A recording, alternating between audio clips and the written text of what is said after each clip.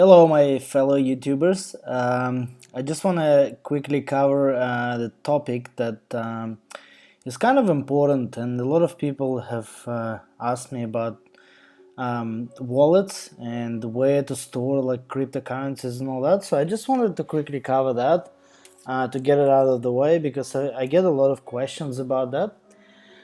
So let's talk about wallets. So obviously, when you buy cryptocurrencies, you want to store it somewhere, or obviously you can also store it on the exchange itself. But it is not recommended, and the reason why it's not recommended is because exchanges, they can get hacked, they can go out of business, so they can shut down tomorrow, and you lose all your money, and there'll be no one to complain to.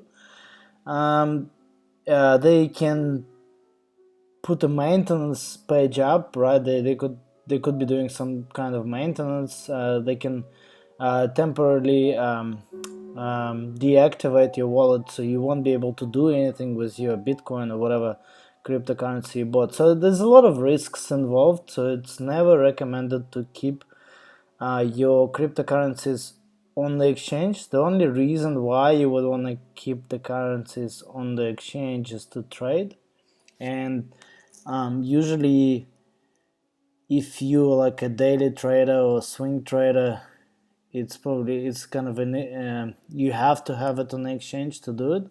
But if you only trade like once in a while, or if you're long-term holder, you should, or you must move the money out of the exchange into the wallet. And the number of wallets that you can use. So the by far the most secure one is the paper wallet. So paper wallet is something that's supposed to be the most secure way to store your cryptocurrency. So what it is you can generate your private and public keys using the website, and then you just put it down, you just print it out, or you write it down on a piece of paper, and you just store it like really in your safe at home, or you take it to the bank. And so it's never digitally saved anywhere on the internet. But before I get into the paper wallet, let's talk about private and public keys. What are they? So it all comes back to cryptography. In cryptography, you have private and public keys. So you encrypt your data. Encrypt meaning that you take a piece of data, a piece of information, and you encrypt it. So you change it in such a way that nobody can understand what's written in there. So someone has to decrypt this data. So what you do, you encrypt your data with your private key. So you've got a private key which can encrypt your data. Then that private key can be used to decrypt your data. So to actually like decrypt it, to convert it back from like mumbo jumbo text back into the actual wallet address. And that's your decryption and encryption. So use a private key, and as a holder of a private key, I can use it to encrypt and decrypt the data. And then there's a public key. Public key is used to verify that you are the holder of that data, of that piece of information. So when I encrypt something, let's talk about bank accounts, right? Let's say I've got my bank account and I've got my password.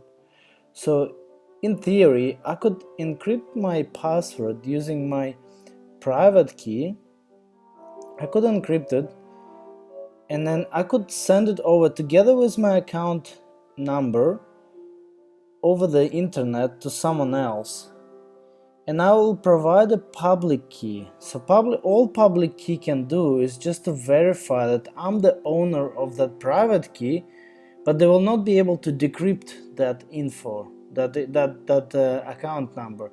So not the account number, the password. So, but they can verify using a public key. So using a public key, they can verify that you are who you're claiming to be, but they will not be able to get access to your funds or to your password. And this is where private and public key combination comes into the play.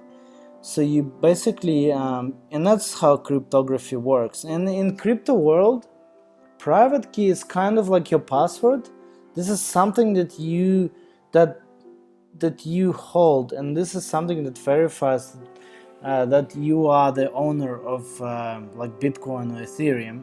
And the public key is your address, your wallet address, where people send money.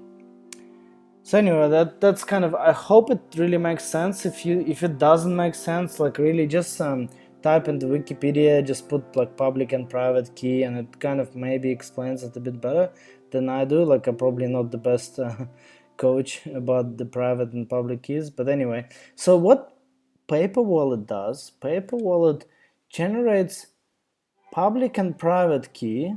So let's do this. So I just went to bitcoinpaperwallet.com. I'm just trying to generate some. So what it's asking me to is just to randomly move my mouse like in this white area to randomly generate a private and a public key. So I'll just keep moving it. So this is just for security. I'll just keep moving. Okay, so there you go. It's almost finished. So what it does, it gives me an option now to, sorry, I've got some emails coming. What it does, it gives me an option to actually generate a public and a private key. And once I'm happy with it, and like honestly, I haven't accessed this for a while, so let me read this. Let me just get into it. So printer, print font, print back, blah blah blah. I don't want this. Welcome. Yeah, no, that's not what I want. Actually, sorry, I think I went to the wrong place. Let's just do Bitcoin paper wallet. And like seriously, I haven't really prepared for this. Like I just wanted to show you guys how to actually generate a wallet. Yeah, that's more legit. So I'm just gonna keep moving. And by the way, like I don't really recommend using paper wallets. The reason being is that it's very, very inconvenient. It's one of the most secure ways of storing your cryptocurrency, but like actually, I can't say cryptocurrency. It's pretty much just Bitcoin and like Ethereum and Litecoin, but it's very inconvenient. Okay, here we go. So I went to www.bitaddress.org, and like there's plenty of sites that do it, and basically it generated a public key which says share and a private key, secret. So the way it works, you store your secret, you pretty much write it down, you print this page, make sure that the ink that's used by a paper is not gonna fade.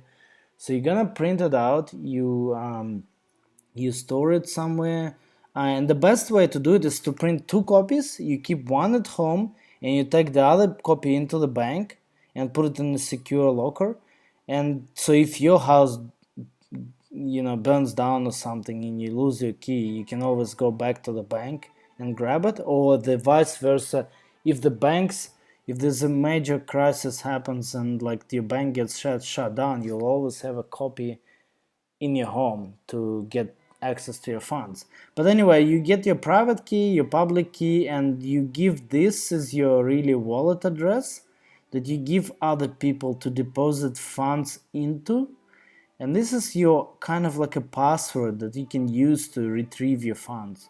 And that's pretty much it. It's very basic. You kind of like print it out and you have it. But then every time you try to spend it, you have to reprint this. Every time you try to move funds out of your paper wallet, your print copy, you would have to reprint it again. It will generate a new public and private key pair. So this is like, the whole thing is like, I would never recommend this. It's very inconvenient. It could be secure, but it's very inconvenient to use. So let's forget about this. this one and move on to next one. And the next one is a hardware wallet. And the kind of the two major hardware wallets are Trezor and Ledger. There's Ledger Blue and Ledger Nano S and the Trezor. Trezor is it's a hardware device. It can be plugged in via USB cable. It is a Czech Republic. Czech Republic actually makes them, and the Ledger is made by France. But I've heard that they've actually moved a lot of their factories into China, and the quality is suffering a bit. But anyway, so these are your two major hardware devices, and these are by far more like they're very easy to use and they are very secure. Not as secure as paper wallet, because like it can't be anything that's more secure than a paper wallet, because it's just a piece of paper that nobody can get access to, and you are the only one who owns this. But anyway, you can use Trezor or Ledger Blue. So the way that device works, it's always offline. That's one important point. So it's almost impossible to get like virus or get it hacked. It does use its own operating system. So it doesn't use Android, doesn't use Windows, doesn't use Mac. It's got its own operating system that pretty much almost impossible to write viruses for. So not only that it's offline, it's also got this operating system that's almost impossible to hack. The third point is that for hackers to be able to steal any of your funds, they have to physically have access to that device. So they have to physically steal that device from you to be able to actually grab the bitcoins from you. And the fourth point is that it provides you with a very secure PIN. And that PIN is kind of, you type it on your computer, but it changes, and you only get access to that PIN from the device, from the physical device, and it's randomly generated every time you plug your device in. So like let's say you pick a PIN like 1 2 3 4, and when it gets displayed on your computer, you don't actually see numbers displayed in the same order. It will randomly change the position of all the numbers every time you plug in this device. And what it does, it makes sure that even if hackers got access to your laptop and they install the keyboard sniffer, the little tool that will record all the keystrokes that you make on a keyboard, it will make sure that they will not be able to record. They will not be able to figure out the pin that you typed in, because every time Trezor will change the layout of the keyboard on that device. So anyway, like, and same with the Ledger. So they're pretty much like your best devices that you can get, and they're not that expensive. They're like so I recommend getting it from two reputable Australian websites. One is trhUCF.com.au. They used to be called coinsafe.com.au. And the other one is my favorite, is coinstop.com.au. So they sell Trezors and ledgers as well.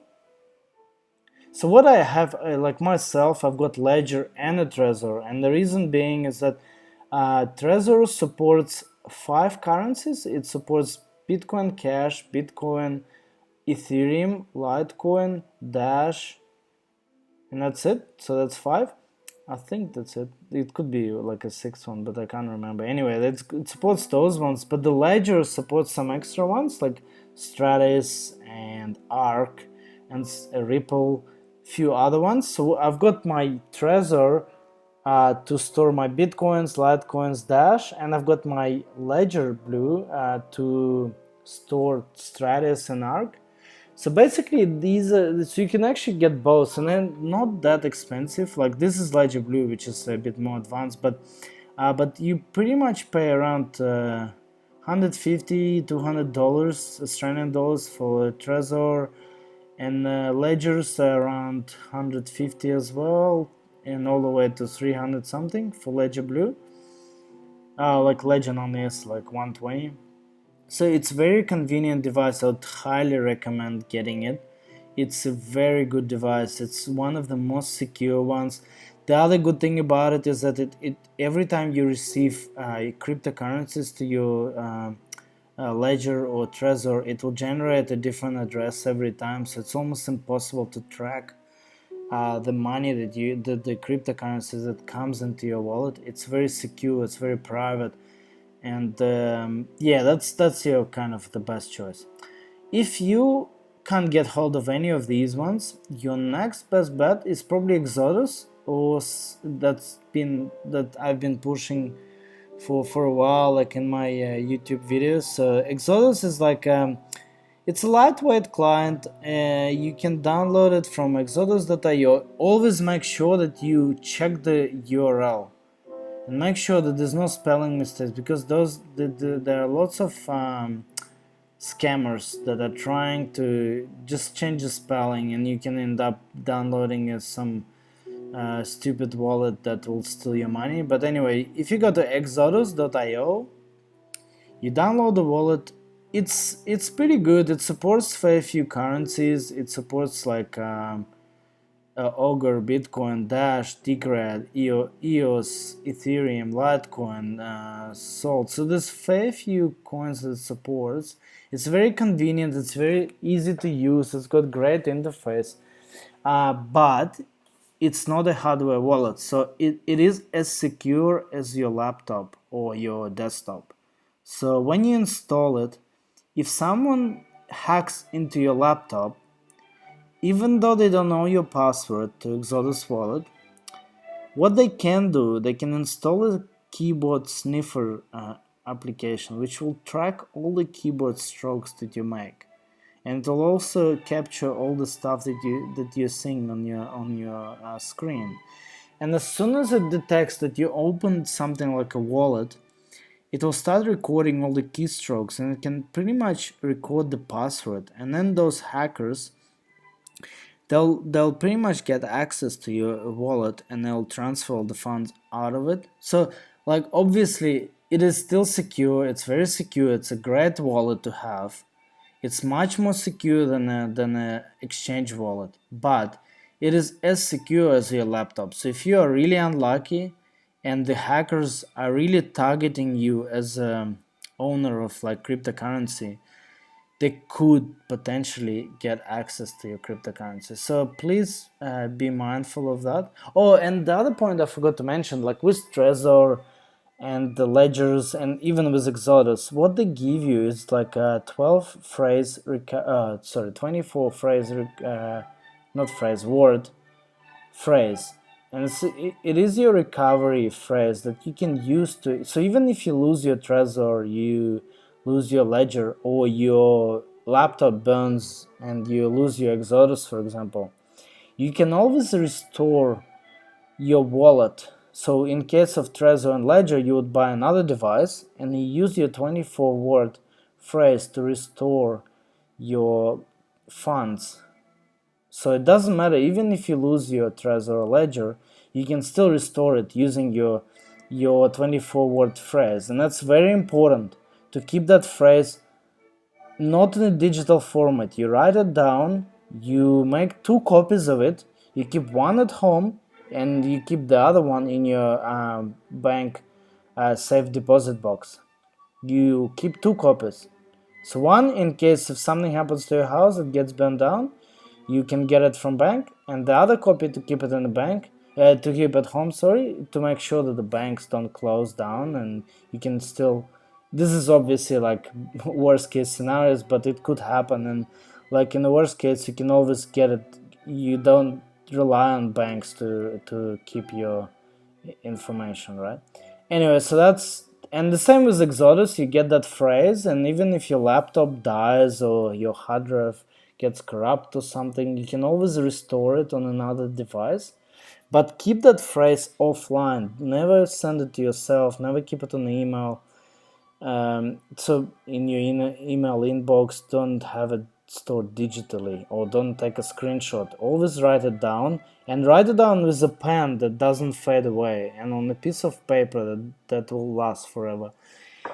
So that's Exodus, and there's few other wallets. So now the next tier of wallets, you can go to bitcoin.org, and you can download. You can go to resources. I'll just click on resources, and then I'll go to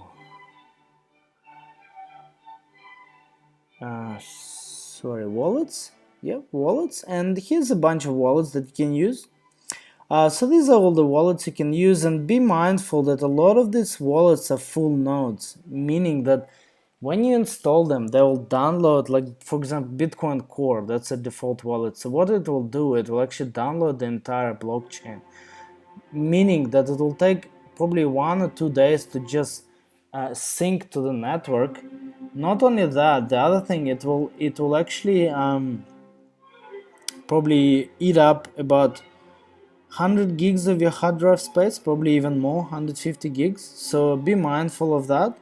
So this is like a bit inconvenient. Electrum, for example, or like these other ones that are lightweight, a bit more like Exodus, that don't require a full blockchain sync. But yeah, so these are less secure, and obviously you get some mobile wallets as well. So for your iOS, you get like Bread Wallet, you get Airbits, all these other wallets they can install on your mobile device. They could be convenient, but I would really encourage you guys to use like Ledger or NANS, Ledger or Trezor, sorry. But these are the wallets to be used for like major cryptocurrencies like Bitcoin, Ethereum, Stratus. If you want to play with altcoins, you don't really have much choice. So you either keep it on the exchange, or you download the native wallet of that particular coin, and you kind of like just download it, install it in a laptop, and hardware devices don't really support it, so you kind of out of luck there. So I usually either store it on the exchange in those cases, unless you've got a lot of funds in those. I would install their native wallet. So let's go to like any coin really. Let's pick one. All right, let's go with something down the list, and I'm really, it's like I haven't prepared for this one. So let's pick Ubiq. So what I would do, Ubiq, yeah, if you don't want to keep it on exchange, what I would do, I would go to their website. I would search for wallet. There you go. There's a wallet, desktop. Yeah, let's go to this one. Desktop, yeah, I'm using Mac. Let's go for Mac. If you're using Windows, pick Windows. Just go here and you just download it, and there you go. So it's downloading, and I would just use that wallet. I would just transfer funds in it. I would sync it to the network, and I would just use that wallet, and that's it. It's still much safer than having your funds on exchange, because I can't stress it enough. Like seriously, guys, like if you keep your coins on exchange, you're risking losing all those coins. Like exchanges, even though it could be like the most reputable exchange, but it can shut down. And it, like let's even talk about China, for example. There's huge exchanges there, and government came in and said, okay, we're shutting it all down, and that's it. And if you don't have funds in your exchange, you're safe. You've got them, you can trade it elsewhere. But if you have it on exchange, you're pretty much screwed. And the problem is having it on exchange, if something if something happens similar to China, right? You know, like when they announced that all the exchange will be banned, a lot of people are trying to get funds off the exchange, so the price goes down, and the price will most likely go down a lot on that particular exchange, because you're trying to get funds out of that exchange. So yeah, you'll be losing a lot of money just trying to move funds out of it, or you're trying to sell it. So if you had it in the wallet and you control those funds, because remember, exchanges control funds on your behalf, so they will always have So the private key belongs to the exchange, not to you. Yeah, so anyway, that's probably that video was supposed to be much shorter than that, but anyway, these are your options for the wallets. So just keep in mind, this is what you can use for wallets, and I highly recommend using hardware wallets like Trezor and Ledger. Thank you guys for listening. I'll be back with another video.